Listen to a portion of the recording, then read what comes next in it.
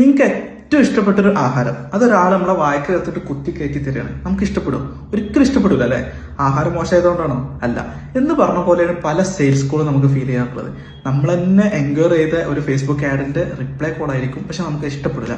കാരണം ഈ പറഞ്ഞ പോലെ ആ ഒരു പ്രൊഡക്റ്റിനെ അങ്ങോട്ട് സെല്ല് ചെയ്യാൻ, ഓവർ സെല്ല് ചെയ്യാൻ വേണ്ടിയിട്ട് അവർ ശ്രമിക്കുമ്പോഴാണ് നമുക്കത് ഇഷ്ടപ്പെടാതിരിക്കുന്നത്. ആക്ച്വലി ആ ഒരു കോള് നമ്മളെ സംബന്ധിച്ചിടത്തോളം നമുക്കൊരു സൊല്യൂഷനാണ്.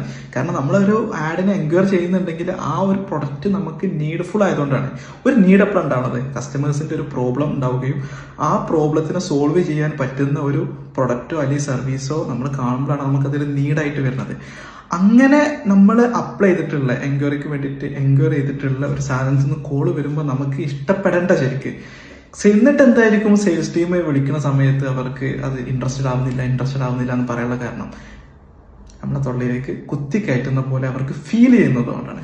നമ്മൾ സെയിൽ കോൾ ചെയ്യുന്ന സമയത്ത്, ഒരു എൻക്വയറി ചെയ്ത ഒരാളെ തിരിച്ച് ഫോളോ അപ്പ് ചെയ്ത് കോൾ ചെയ്യുന്ന സമയത്ത് ഒരു മാന്യത നമ്മൾ കീപ്പ് ചെയ്യണം. ഒരു ബേസിക് മാന്യത. നമ്മളൊരാളെ പരിചയപ്പെടുമ്പോൾ ആദ്യം നമ്മൾ പരിചയപ്പെട്ടിട്ട് വേണം സംസാരിച്ച് തുടങ്ങാണ്. നമ്മൾ കുട്ടിക്ക് ചോറ് കൊടുക്കുമ്പോൾ എന്താ, കുട്ടീനെ കളിപ്പിച്ച് പാമ്പർ ചെയ്ത് എന്നിട്ടൊക്കെ അല്ലേ ഫുഡ് കൊടുക്കുള്ളൂ എന്ന് പറഞ്ഞ പോലെ നമ്മൾ ആളെ പരിചയപ്പെടുത്തി അയാളുടെ ഒരു കണക്ഷൻ ഉണ്ടാക്കി അവരുടെ പ്രോബ്ലം മനസ്സിലാക്കി അതിന് സൊല്യൂഷൻ കൊടുക്കുന്ന സൊല്യൂഷനിസ്റ്റ് ആവാൻ ഒരു സെയിൽസ്മാന് കഴിയണമെങ്കിൽ പിന്നെ ആ സെയിൽസ് പ്രോസസ്സ് കൊണ്ട് ഒരു കാര്യമില്ല എന്നുള്ളതാണ്.